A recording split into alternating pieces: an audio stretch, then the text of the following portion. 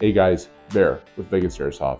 Over the last couple of months, we've started this incredible YouTube journey together, and you've seen we've got a lot of really cool toys on the channel. A couple different brands, a couple different play styles, and today I just kind of wanted to go over everything that's in Bear's Armory, I guess you could say. So first off, starting off, we've got the G&G Armament ARP9 3.0. Now this is a gun that's just factory stock other than a spring change. So for us in Las Vegas, we have our Battle Lab locations. We go by different grades of spring, and that indicates towards the joules and the FPS of the weapon and what it can shoot and its engagement distances that go with it. So for this is a blue band. Now out of the box, this was a yellow band. So a yellow band being anywhere between 325 to 350 to 60 FPS. These numbers will be tweaked on screen for you guys because I know my Battle Lab guys are going to jump on me for it. But it being a blue band, this means it's a sub 300 FPS weapon. The thing that I like about this firearm straight out of the box, as you can see, I kind of have my own custom paint job on it. It was black. It does have a couple of different fire select switches. You know, you do have your standard full auto, which makes this thing a freaking nail grinder when you get up close. I mean, it does have a really good rounds per second count. I think it's close to the 25 to 27 rounds per second. But the cool thing about these is from the factory, if they have this flat trigger here, then that means that they have this special type of MOSFET in them, which allows you to hold it for 10 seconds, and then you'll hear an audible beep from the firearm, and you now have a 3-round burst. So guys, that's one of the things that sold me on this particular platform was a 3-round burst. For me, using semi-automatic, that's kind of more my speed of combat or my speed of gameplay, I guess you could say. But having the ability to 3-round burst without full autoing, it's very much a precision type fire mode for me. So if I punch out and I hit you with a 3-round burst, more than likely, you're gonna call it. Now, we'll move on. This is our EMG TTI Sand Viper. And it's got a Trijicon SRO on the top of the rifle, on the top of the pistol. One thing that I like about these pistols, guys, you know, with my Combat Master as well, I'm eyeing the Pit Viper next. These things are just so smooth, so lifelike, straight out of the box. I mean, they present just like a real standard sidearm, including when you start putting some of these Temu optics on the top of them, because yes, this is not a real SRO on this one. You have a real SRO, but even still, it looks just like the John Wick Terran tactical platform that he uses in all of his movies. And I've got to say, between the Combat Master and the Sand Viper, now that I've had a lot more game time under my belt with both platforms, Sand Viper still kills it on the looks. Combat Master definitely blows this thing out of the water with the realistic blowback and everything like that with the green gas. So we won't spend too much time on this. This is something that will always be accompanying our primary weapon platforms, no matter the type of event that we're in. All right, guys, next we're going to be moving on to our CYMA Platinum SR25 with an LPVO on the top with a standard ARC bipod on it. Now, granted, I don't have any muzzle device on it right now. This is more of my MilSim kind of designated marksman rifle kind of setup. So this, in Battle Lab speak, this is going to be an orange band. This is shooting anywhere between 415 to 421 FPS per second. I don't remember the exact joule count. This did at one point have a yellow band spring into it, so it allowed me to have a 5-foot engagement distance, I believe is what it was in Battle Labs. And this was shooting about 360 thereabouts. The thing that I like about this platform is, even with me and my little operator Gooner setup, this fits the picture for most combat situations you're going to be in. I mean, if you do a canted iron sight or a canted red dot on the platform, you can punch out and still use it as a CQB weapon if absolutely need be. It gives you your mid to long range engagement tools, and with it being semi-automatic, gives you a chance to put down a lot of fire very quickly. For me, bare basic, this is more my outdoor MilSim rifle. I'm going to be lugging this thing around for a long time. I've got the QD point on the rear of the buffer tube here, which allows me to clip into the rifle. Again, accompanying with the sidearm, whether it be a Glock 19X, whether it be the Sand Viper, whether it be the Combat Master. Either way, there's going to be some type of supporting platform with it. So we're going to go ahead and put this guy away. Next, this is my Umarex iTrace 416.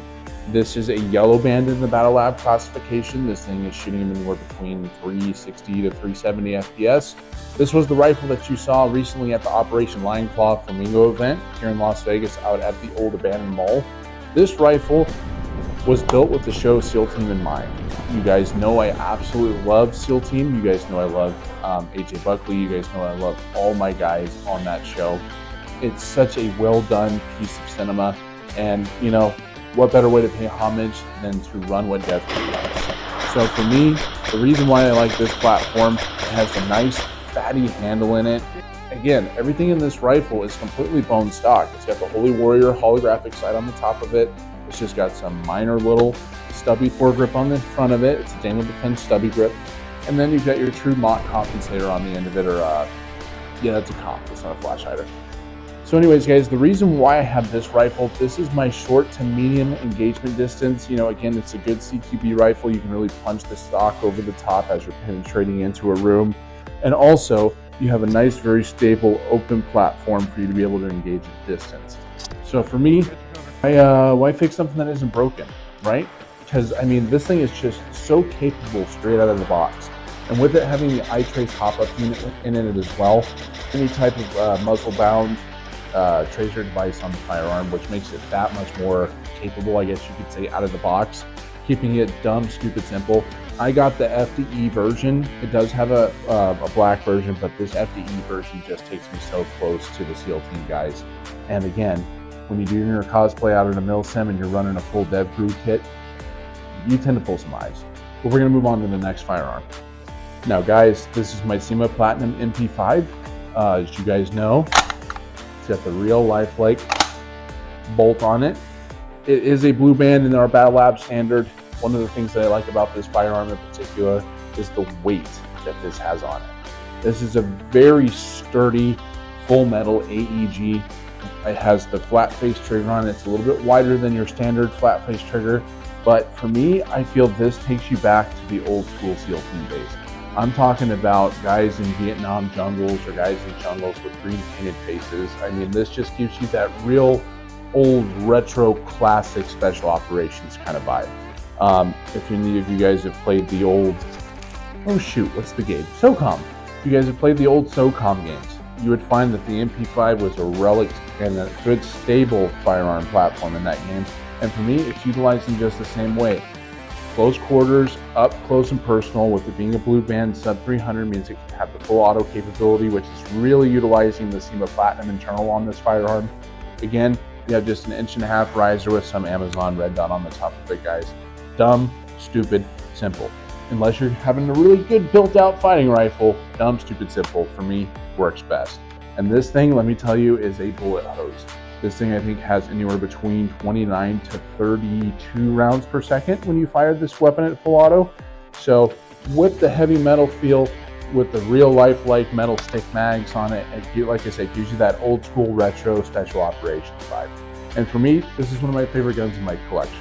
We're gonna moving on to the next one. All right, guys, so this is my newest gun to the collection. This firearm here, this is gonna be the Force MPX.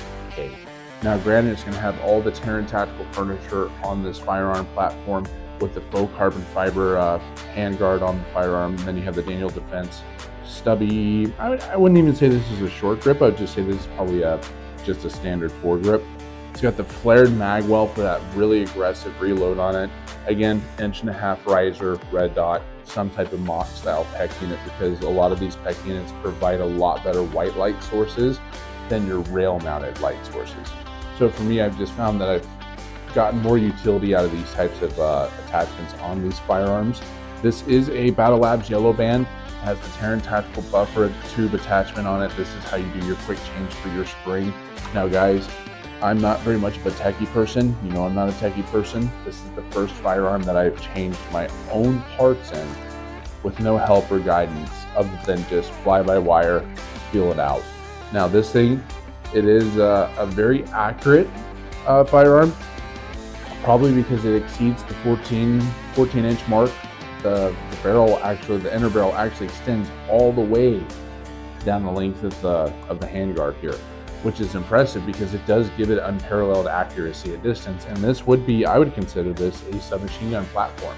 Now granted, it is a full-size weapon system. Do not get me wrong. This thing is a chonky boy when you are poking out and getting some work done with it. But it does have the double-sided mag release on this firearm, and B-side mag release. It's got a lot of the real hardware components, you know, from SIG. It's got the SIG stamping on it as well, which is something that really drew my eye to it. But you know me, I'm a Terran Tactical nut. I really am. And I'm a John Wick nut. And we're working towards getting all of his guns in all of his collections. And so this platform, for me, I haven't gotten too much gameplay with it other than what I've gotten on that last video. And to be honest with you guys, it's just exceeded in every single category, whether it be its precision, whether it be its rate of fire. When you do flip this guy into full auto, this one's a little bit slower because it does run on a 7.4 LiPo for the beams connector. This shoots probably about 21 to 24 rounds per second. It's a little bit slower than some of the other guys, but still gets the job done. And with it being a yellow band and you get hit by this thing, it hurts. I've had guys tell me when I get them in the hand with this firearm, they know they got hit. So next, we're gonna move on to the last and final, the staple, cream of the creme of my Armory. And guys, you have seen this firearm platform on a ton of videos. This is the EMG TR1 Ultralight in the 13.5-inch platform with the key mod setup. As you can see here, we have the really aggressive shark pin hand stop on it. We've got the Streamlight Vampire IR flashlight. We've got a little small muzzle device on the end of it for the tracer unit. We've got a PEC unit with a beautiful bronze riser with a SIG Romeo style optic on the riser unit as well, matching the copper bronze bolt carrier group. This has got a blue band spring in it, so this makes it a full auto platform, which is sub 300 FPS in battle labs. It's got the beautiful Aster 2 inside this. It's got the Prometheus 6.03 precision barrel in it. It's got the Shark hop-up bucking in it, and it's also got the EMG Retro hop-up in it. Guys, this is the platform that I have spent the most money and the most time on, and I have to say there's a reason for it. For me, this is hands down my favorite John Wick weapon. This is the perfect AR fighting rifle for me. This is what I have for my real setup, all the way down to the riser unit. I mean, guys, whether it's real steel or whether it's airsoft, train how you fight, and use your real world tactics on your airsoft platforms. Every piece of utility, every piece of equipment that is on your firearm, I would build it how you're gonna fight in real life, right? I mean, and for me, the flat face trigger, my AR platform does have the flat face trigger on it. It does have this riser unit on it, literally the exact same riser unit. And for me, what makes this platform just so viable is you can just punch and work. It's a working man's gun. This is a workhorse of a gun. I have put more rounds to this firearm than I have collectively in any of my other firearms in my collection. And I just find myself always gravitating back to wanting to use this. Just the grip style of the lower receiver, you know what I mean? The motor that's in it. The only thing that we have left to do in this is the brushless motor. And we're all done. We're all done with this one. I mean, it's such a good platform. I mean, EMG, you killed it with this one. Absolutely killed it. This is my day-to-day bread and butter go-to. If I'm gonna kick the door and have to get into a fight, this is what I want. And guys, again, for the most part, I always say keep it stupid simple. Stupid simple for a firearm platform. The reason why I say that is you only have two areas of control for your utility. You have your primary for your flashlight, you have your secondary for your PEC. This can be your IR illuminating device as well as an IR lasing device. So you can laser lasso with your battle buddies. It's got the perfect SIG Romeo overstyle T1 red dot sight, which gives you a lot of peripheral vision, gives you a lot of ability to keep your eyes all around you while maintaining a clear, concise sight picture. The flat face trigger, with having the Aster 2 in it, it's got the optical trigger in it. So every time that thing breaks laser, I'm at a 10% break. So for me, in binary, this thing can go full auto, semi-auto ramp, this thing can go full auto. I mean, it's just so much utility in one single weapons platform. And like I said, EMG, you guys killed it straight out of the box. This thing was fantastic when I first picked it up, and I look forward to so many more games with this platform. Anyhow, guys, this is Bear with Vegas Airsoft. Appreciate you guys taking the time to watch this video. If you have any comments, questions, concerns, post them down in the comment section below, because for me, I want to keep building and growing this armory with you guys, but I thought this was a good pulse check time for us to be able to sit back and look at what we've already accomplished, and also look towards the future. So again, guys, this is Bear with Vegas Airsoft. Remember, always faith, family, and tactics, and always remember, keep that booger hook off that trigger. Bear with Vegas Airsoft.